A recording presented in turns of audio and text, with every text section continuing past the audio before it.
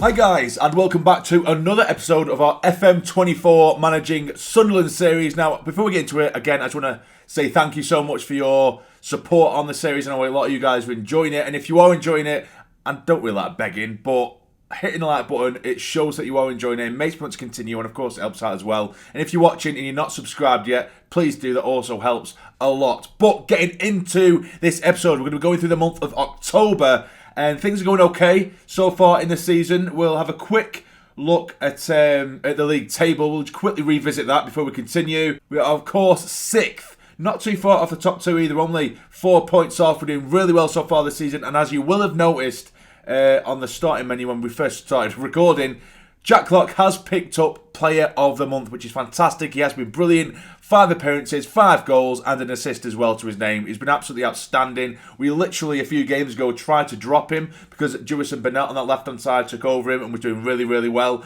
And then one game, Paddy Roberts on the right-hand side, they said that I don't usually even think about playing Clark. Roberts picked up a niggle. Roberts took over on that right-hand side, and he's absolutely ran away with it. And he's absolutely outstanding. And he's currently keeping Paddy Roberts out of the side. Now, I have just had a quick glance around the squad as well, because we're in the 2-3 month sort of mark of this save, and players are starting to improve, and the biggest ones are Dan Ballard, who's looking fantastic, and same with Patterson as well. There has been quite a lot of improvement surrounding the squad in general. I'll have a quick flick around. You look at Patterson starting to improve. This is what I like to see. Of course, there's the improvement of Ballard amongst others. Chris Riggs starting to improve as a 16-year-old. That's always great to see. Job is getting a little bit of improvement here and there. And one thing I didn't notice is how valued, or how highly valued, Nexus Triantis is, because I looked and I've been playing Sealt. I've started playing Sealt in defence. I wanted to try and integrate him into the squad eventually. When 09 picks up an knock, I think Ballard needed a bit of a rest, and I went for Sealt over Triantis. And Sealt, I think, is only worth between 1 million and 3 million, which I know doesn't mean everything. But then when I did have a second glance at Nexus Triantis, I didn't realise he was worth this much, between 8.8 and 10.5, which is mental. So we are going to start chopping and changing the back line a lot more. I did see the odd comment here and there, and by the way, keep on commenting with your suggestions. It's always good to see, and I do take everything into consideration, even if I don't necessarily directly listen to every single one. I have seen the odd comments say to make some more substitutes.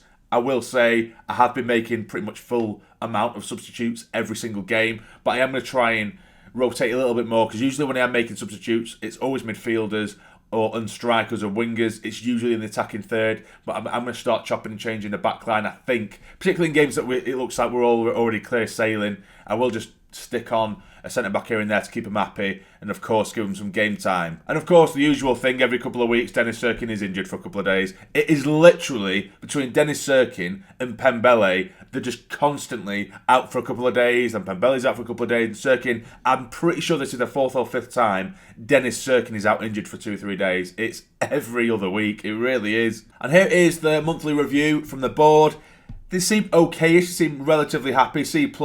On the board with the progress, with realising the club's vision. C for matches, C+ on transfers. I knew that wouldn't be great anyway, because we only made the one transfer. B- for tactics, so they're happy with the way we're playing essentially, or the type of football we're trying to play. C+ for squad, they're pleased with the support and backing from the players. Okay, so B in total, I'll take it. Let's have a look and see how happy the supporters are. A+, that's an important one, isn't it? A+, we'll absolutely take it. Fantastic. And we will be starting the episode with a game at the Sol, welcoming Watford, who are currently in 13th place. But first, I think there are a few championship games going on the Tuesday. Yeah, there's some big games here. So Southampton got beat, which is surprising. Did not expect that one. Southampton, of course, flying at the top of the table, so they've dropped points there. Ipswich beating Hull, Birmingham, Huddersfield, Boro. I swear every time we see Boro, it's like 7 or 8 goals per game. But there's a 3-3 draw there against Cardiff.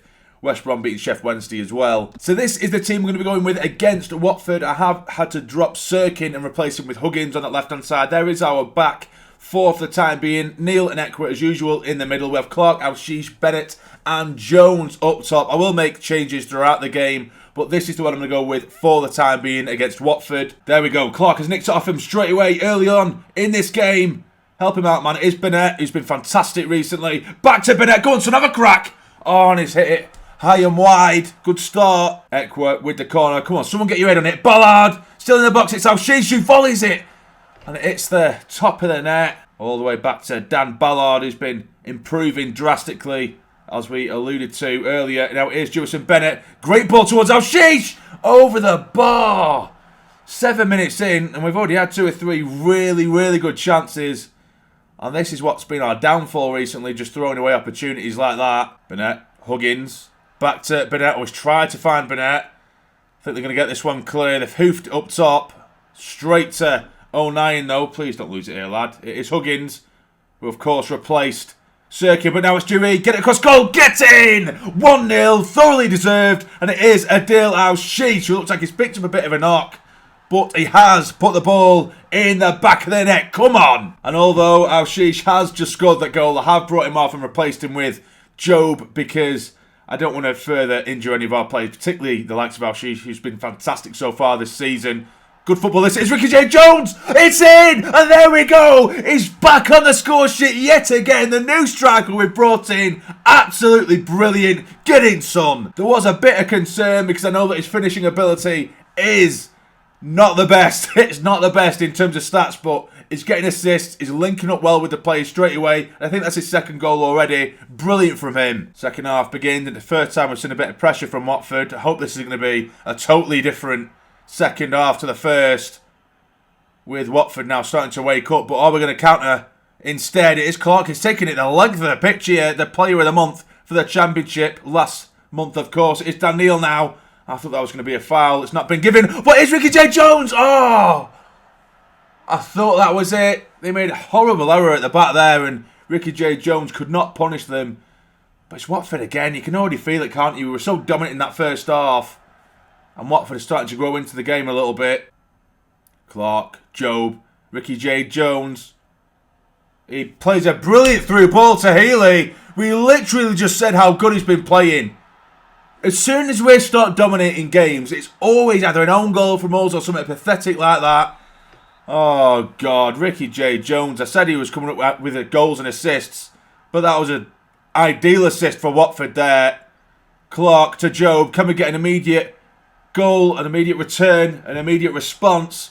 Ekwa towards Jewison Bennett, brings it down, get it across goal, and he does, he rectifies the brilliant assist for Watford by getting himself on the score sheet again. Come on, get in, son. Ricky J. Jones rectifying his error. Come on. And I am going to be making several changes now. Triantis is going to replace Ballard, who was exhausted. Alessi is going to come on to replace Huggins. We do have Roberts coming on as well, and Abdullah Bar. And straight away, it's a great save there from Patterson. Breaking forward now, it is Healy. Oh, he's turned his man far too easily there, and it's clipped off the top of the bar. Watford really knocking on the door in this second half. After a truly dominant first half, where I think they had one shot to our 10 or something like that. This second half has been far more even. But, of course, the game has come to a halt because Pembele is injured. What did I say? It's constantly Cirkin and Pembele rotating in injuries, but he seems to want a day off this time at the same time as Cirkin. But we have no substitutions left. So Paddy Roberts has had to drop to right back, and we're continuing with 10 men at the moment. And we've got a penalty. Is it a penalty? It is, straight away. We've gone down to 10 men through injury, and now Ricky J. Jones has claimed his hat-trick. Absolutely outstanding. So many things have gone against us in this game, but we've managed to come away with what looks like a 4-1 win and a hat-trick for the young lad, Ricky J. Jones. Come on. Lovely football this from Watford. Is it going to be 4-2? It is. Tom Deli Bashiru with the goal. An emphatic finish, 4-2 against 10 men of Sunderland, which is really, really annoying. I really shouldn't make 5 subs, should I? So early on, I should try and leave it later. But we do finish the first game of the episode with a 4-2 win. And what a game for Ricky J. Jones. I'm so happy for him there, considering that was an awful assist for Watford earlier on in the game. It's really repaid us with a hat-trick. And that win does see us jump up to 5th as well. Just 3 points from the top 2. Great start to the episode. But now we are heading straight back to the Stage of Milan, and this time welcoming rivals.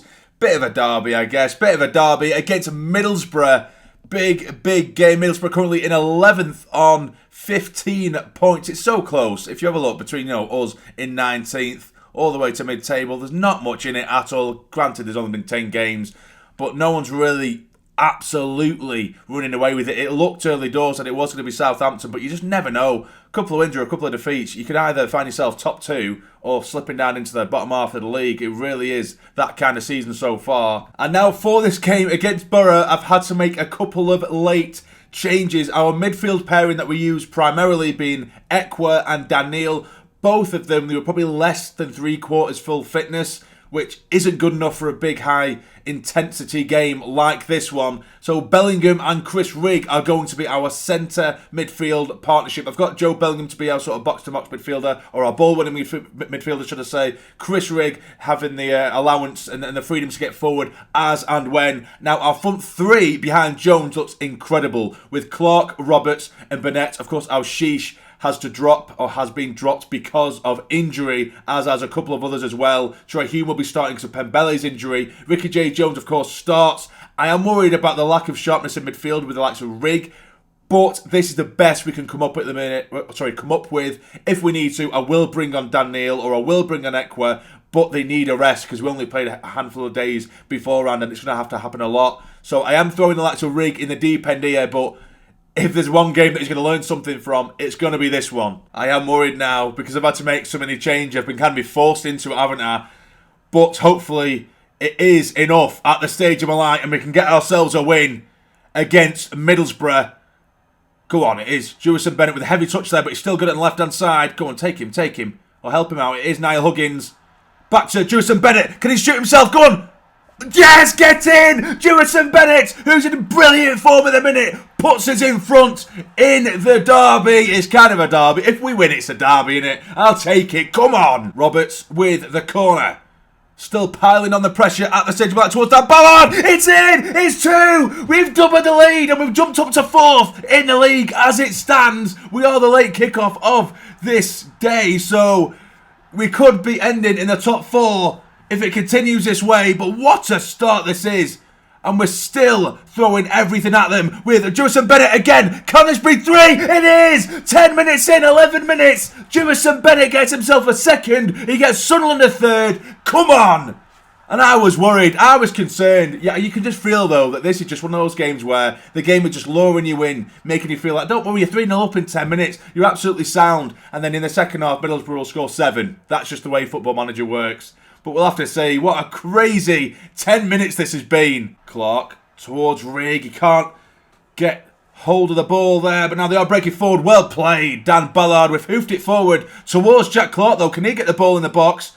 He has done towards Ricky J. Jones. Heading, and it's in! It's 4-0. It's his 6th goal of the season. And he scores just before half-time to put us 4-0 up against Middlesbrough. Can we go for 5? Can we go for 5? Please don't be an own goal. Jesus Christ. I thought that was going to ping into the bottom corner there.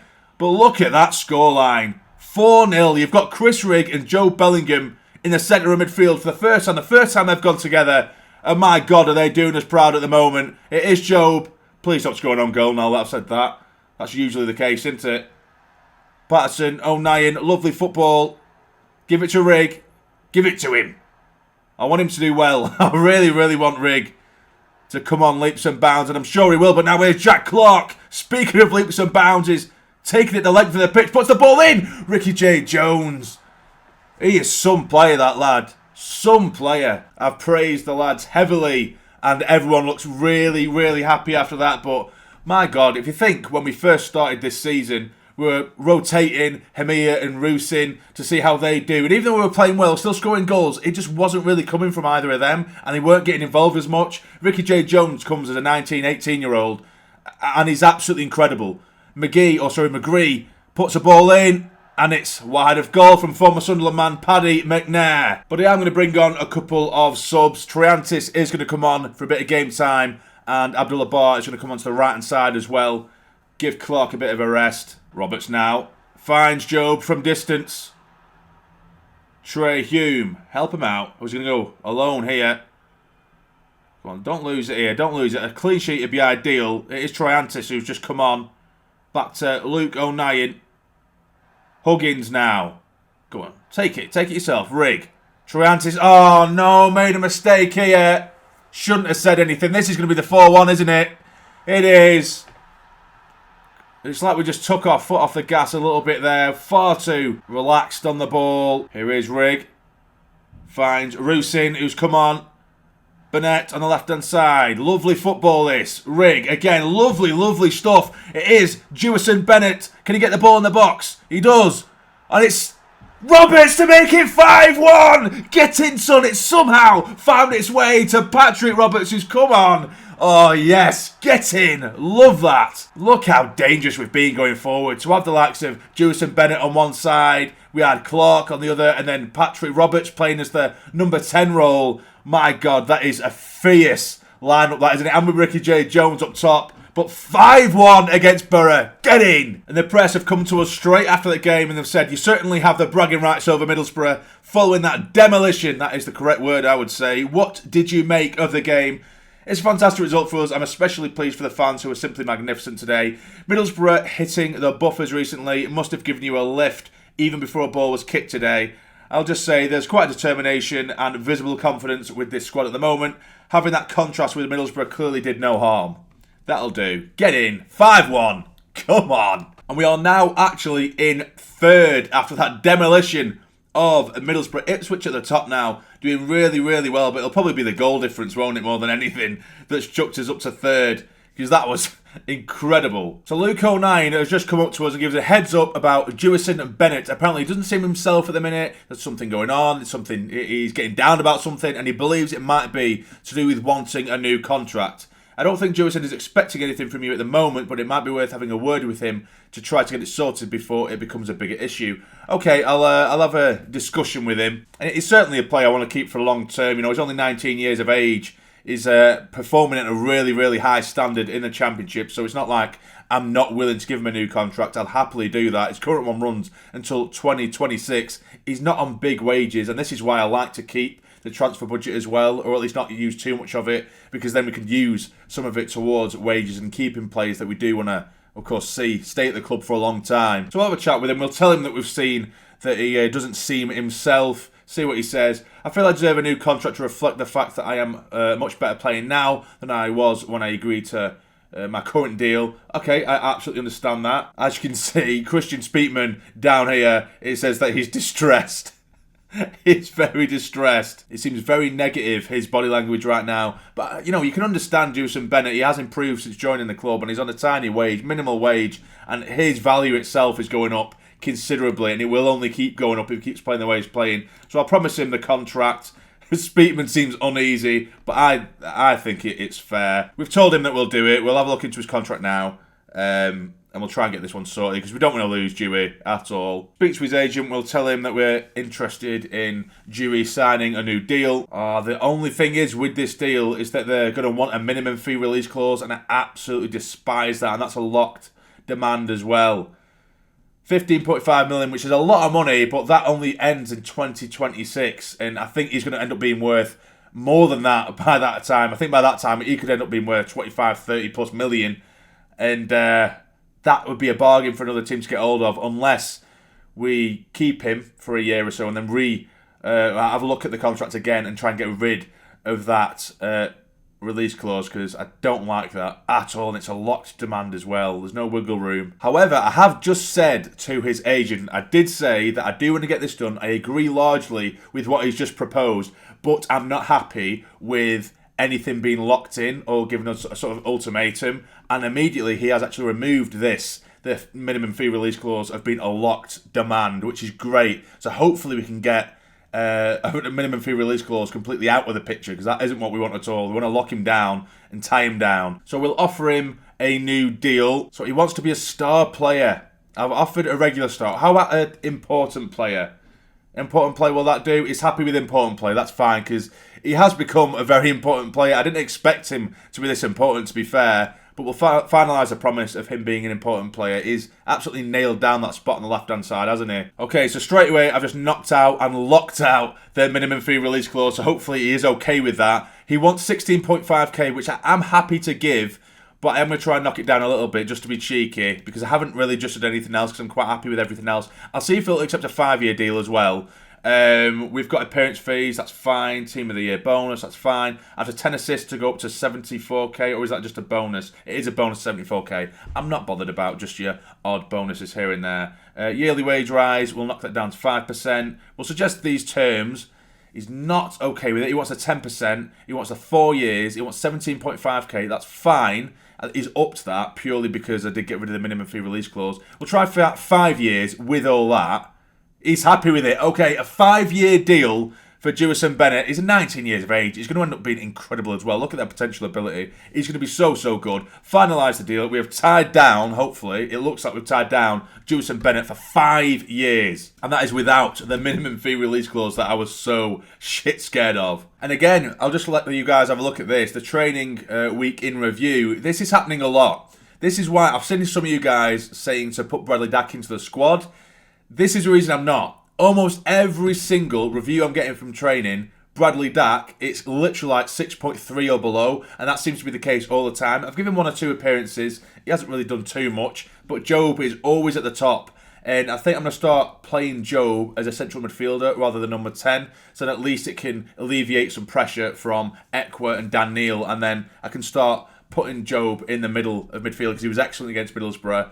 So then the 4 midfielders we've got interchanging. We've got Rig, Ekwa, Neil, and Joe Bellingham as well in the centre. Then, of course, for the number 10 role, you've got Paddy Roberts who can play there. Abdullah Bar can play there. Al-Shishi's been great. Can play there. And that is confirmation that Bennett, who had to apply for a work permit after the new deal was agreed upon, that has been agreed, is a British work permit for his new contract. And there is confirmation of the new deal. There is no minimum fee release clause. Another 5 years we've got of Bennett, and he's very happy with that as well. So he is on board. Brilliant. But next up, we are going to be taking on 16th placed Stoke. Now, they're not doing so well this season. They are currently managed, of course, by former Sunderland coach Alex Neil. It would be great to test our wits against him. Although they are in 16th, of course, they did pick up that big victory a week or two ago, a couple of weeks ago, against Southampton, who, of course, flying at the top of the league, or they were top of the league at the time. So they're not going to be an easy game at all. And we are going to be going largely unchanged. Just the 1 or 2 changes, should I say. Pembele is going to replace Trey Hume at right back because he's back. And he has been fantastic as well, Pembele. Bellingham is going to remain in the midfield, but Dhannoo is going to replace Rig, who's going to drop to the bench for this one. I know we could easily say, don't change Owen inside, but Hume, for some reason, his fitness takes so long to get to 100%, and he was it wasn't exactly shattered, but it wasn't 100%, so I did want to bring Pembele back, who is now fully fit and at 100%, and Rig, it was only kind of a desperate measure that we did play him against Middlesbrough. He did play relatively well, but when you've got Dhannoo who's back at full fitness, I want to bring him back in. But that is the lineup we're going to go with there. I just love that front four there. Clark, Roberts, Burnett and Jones. It's just lethal, but will it be lethal in this game, or am I going to be made to look a bit of a dick? Come on, lads. Let's teach Alex Neil a lesson. Come on, please. Please, I just don't want to lose to him. Really don't want to lose to him. Of course, Alex Neil was the manager that brought Sunderland up from League One. I have a lot of respect for him for that, but the way he ditched us was really, really shit. So hopefully we can give him a bit of a hiding today. Is Ricky J. Jones. Pulls it back to Burnett. Get in! He celebrates his new contract with a goal. Get in, son. He is absolutely flying. Jewison Burnett. Get in, Dewey. Roberts. Job. Puts one over the top towards Ricky J. Jones. And it's a foul. It's another penalty. Who's going to take this? It's going to be Jack Clark, I do believe. He's already missed 1 this season, but I think he's scored the rest. Come on, son. Make it 2-0. This would be ideal. It's in. Go on. Travers was rooted. Didn't even move. Get in, Jack Clark. Love it. 2-0 against the baldy bastard. Half time, and we are absolutely flying at the minute. After those couple of goals, we did start to feel a bit of pressure from Stoke, as you can see, via the shots. But in general, it's another great performance so far. Can we round this move off with a goal? That would be lovely. It's Jack Clark now driving forward. Still Jack Clark. Can he give it across goal? He does. Ricky J. Jones. He gets another. It's his 7th of the season. The kid is on fire. Our front line is on fire, isn't it? Clark, Ricky J. Jones. Jesus Christ. Jewison Bennett as well, of course. Roberts chipping in. This is some front line, this, for the Championship. Absolutely dangerous. Going to bring on plenty of subs now. As you can see, Rig, Ekwa, Abdullah Bar, Samido as well coming on. I haven't done all 5 just in case a player goes off injured. Don't want to screw ourselves over like we did in the other game. Lyndon Gooch has just come on for Stoke as well. They've just changed their system to almost a 5 at the back with 2 wing backs. And Gooch is filled in at right wing back. But there goes the full time whistle. 3-0.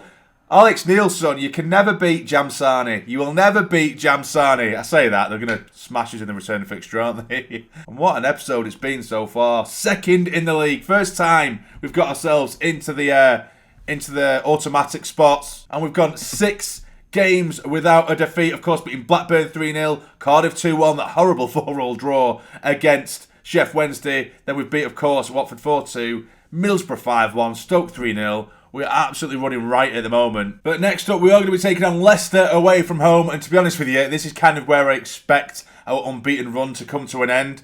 Leicester, a very, very good side. I thought they were going to run away with it, away with Southampton as well.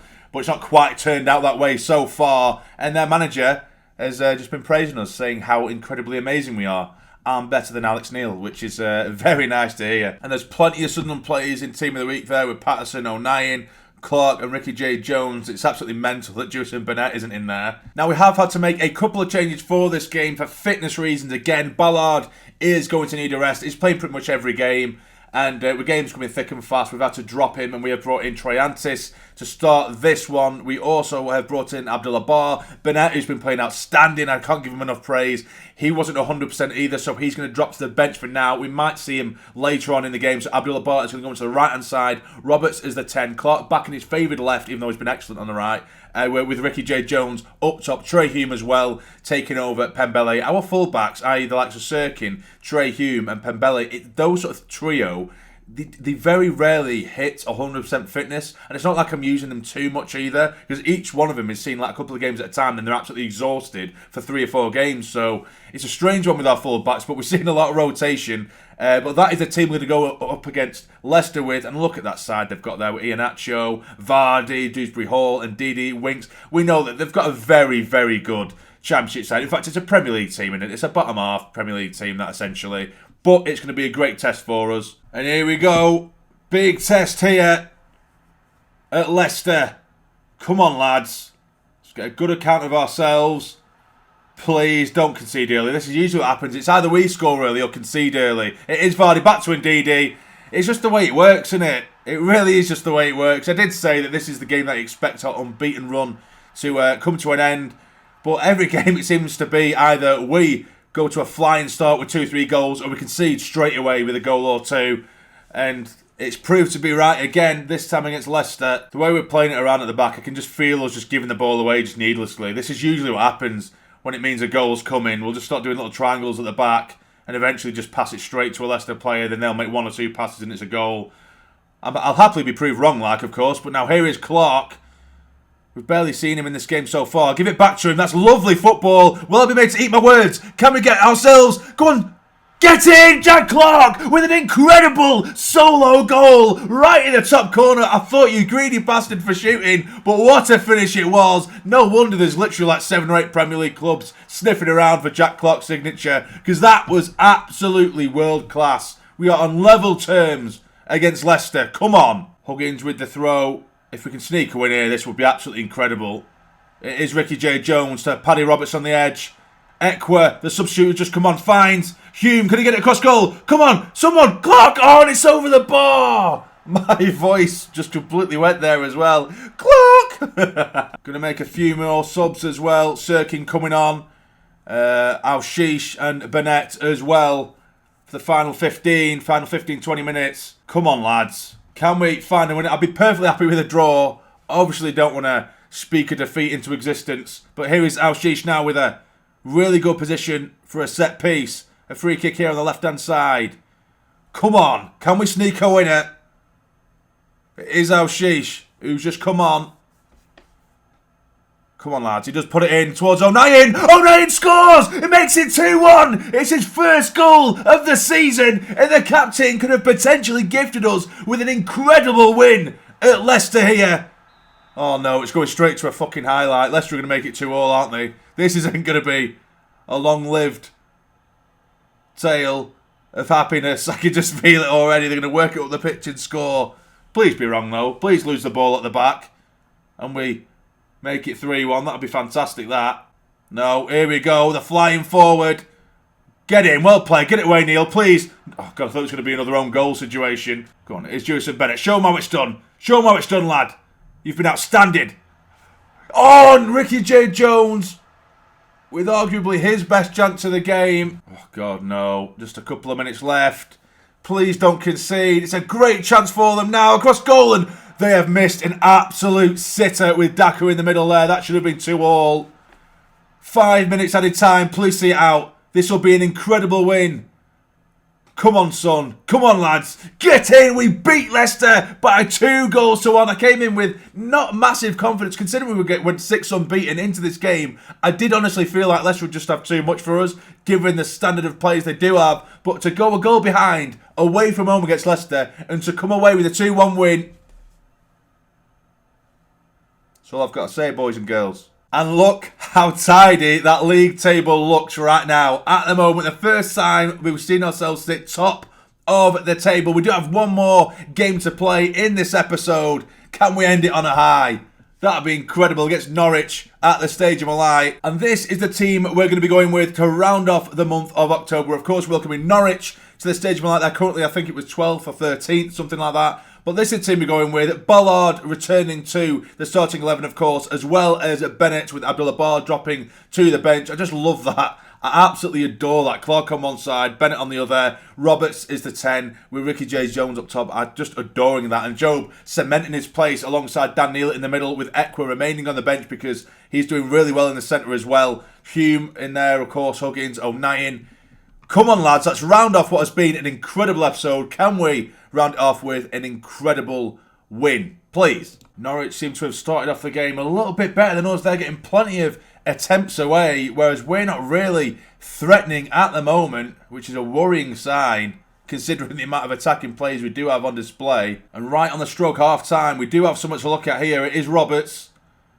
Tries to find Ricky J. Jones over the top. Can he finish? He's hit it straight at the keeper.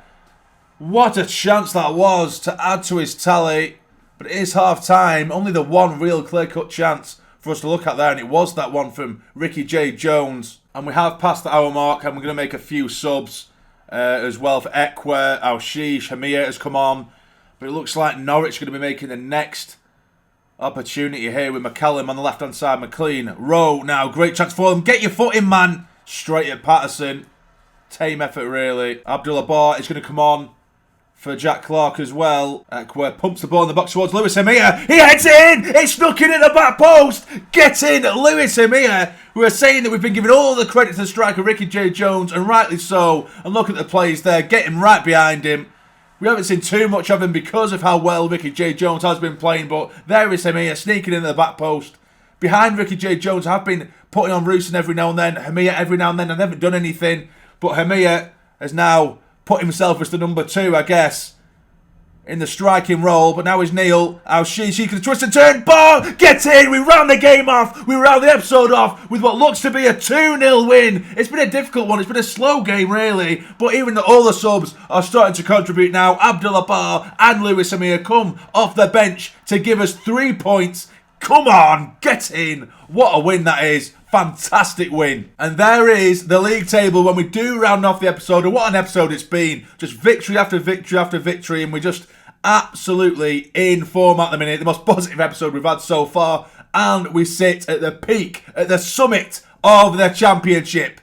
You know it, boys and girls. You know it. Hit the like button if you are buzzing. If you have enjoyed, hit the like button as well. And if you are new to the channel, please subscribe. It's really appreciated. But for now, you guys take care and stay jammy.